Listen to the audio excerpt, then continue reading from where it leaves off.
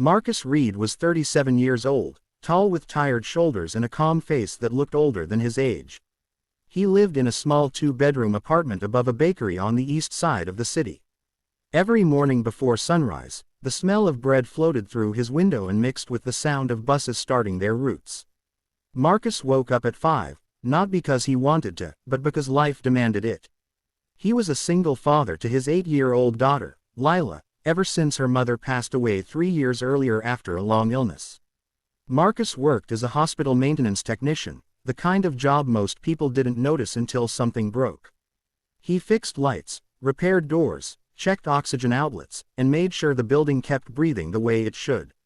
He wore the same faded blue work jacket every day, with his name stitched crookedly over the pocket. Their mornings followed the same gentle rhythm. Marcus cooked oatmeal while Lila sat at the kitchen table doing her spelling words, her hair tied into uneven braids that he was still learning to do. She liked strawberries in her bowl, he always cut them too big. She teased him about it every time. "Daddy, these are strawberry mountains," she'd say, and Marcus would shrug and smile. After breakfast, he walked her 3 blocks to school, holding her backpack when her arms got tired. Then he took the bus to the hospital, nodded to the security guard at the entrance, and clocked in. Marcus was quiet at work. Friendly, but not loud. He listened more than he talked. Some nurses knew him by name, most by face. Patients rarely noticed him unless he was fixing something in their room. He didn't mind. His pride came from knowing the place ran smoother because he was there. After his shift, he picked up Lila, helped with homework, cooked dinner, and read to her before bed. Some nights he felt the weight of doing it all alone press against his chest, but he never let it spill over onto her. To Lila, her father was steady. Always there. On weekends, Marcus took Lila to the park or the public library. Money was tight, but love wasn't. He taught her to be kind, especially to people who looked invisible. "Everyone's carrying something," he'd tell her. "Even if you can't see it." He didn't know then how close those words were to becoming a mirror of his own life. One Monday afternoon, Marcus was assigned to check equipment in the intensive care unit. ICU room 305 had been on his list for weeks, but he'd never been inside. The note always read, "Stable equipment, no family listed." Marcus noticed things like that.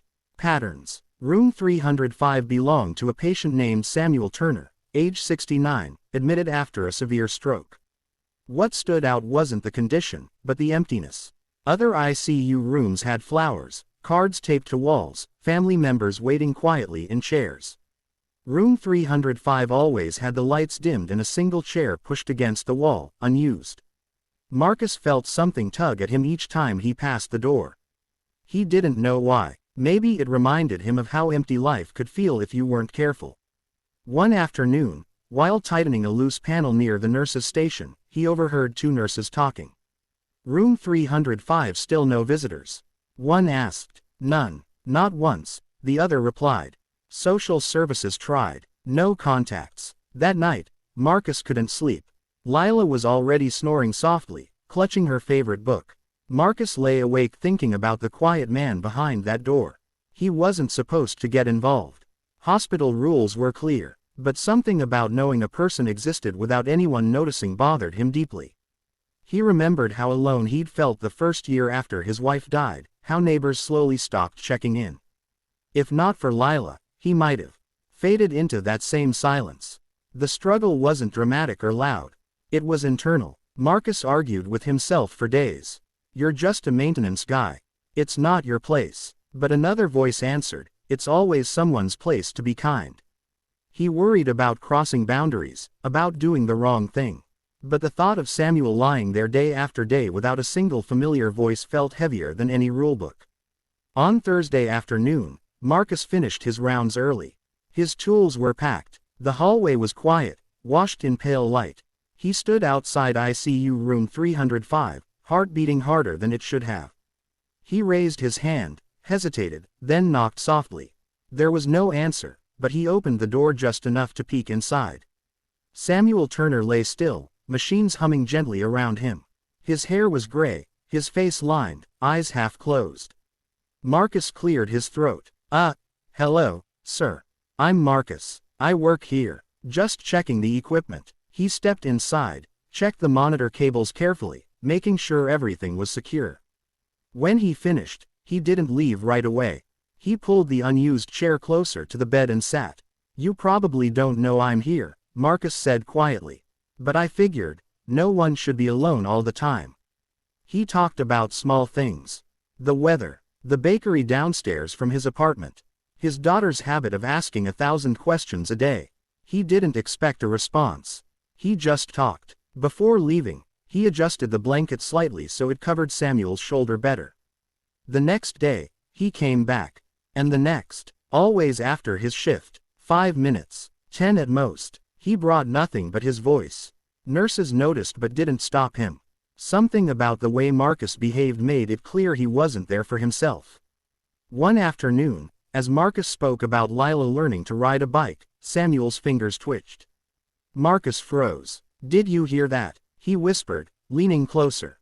The fingers moved again. From that day on, Marcus read aloud from a newspaper, then later from a children's book Lila loved. He didn't tell anyone at first. It felt personal, sacred. 2 weeks later, Marcus walked into room 305 as usual. This time, Samuel's eyes were open. Cloudy, confused, but open. Marcus stopped mid-sentence. "Hello," Samuel whispered, voice rough. Marcus swallowed. "Hey, I'm Marcus. I've been visiting." Samuel blinked slowly. "Why?" Marcus smiled gently. "Because everyone deserves someone to knock on their door."